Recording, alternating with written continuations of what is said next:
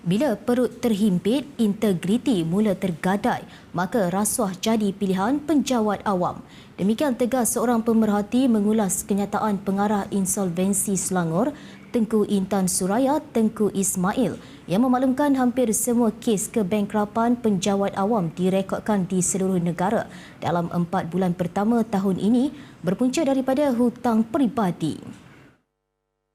Pemerhati menegaskan penjawat awam yang diisytiharkan muflis hakikatnya berpunca daripada pendapatan yang rendah namun mengamalkan gaya hidup melampaui kemampuan sekaligus mendorong sebahagian individu mencari jalan singkat melalui amalan rasuah. Menurut pemerhati, lambakan penjawat awam yang terlalu besar menyebabkan kerajaan tidak boleh menawarkan struktur gaji yang benar-benar kompetitif kepada golongan berkualiti sekaligus menjejaskan kecekapan dan daya saing perkhidmatan awam. Tegasnya, pengambilan penjawat awam di negara ini lebih berpaksi pada kuantiti berbanding kualiti. Sedangkan apa yang diperlukan ialah bilangan pekerja lebih kecil namun cekap dan berkualiti sekaligus mengurangkan lambakan jawatan yang tidak diperlukan. Pemerhati turut membandingkan situasi di Amerika Syarikat apabila Presiden Donald Trump dilihat mengurangkan hampir separuh daripada kira-kira 2 juta penjawat awam bagi membentuk jentera lebih berkualiti. Meskipun negara itu mempunyai populasi sekitar 380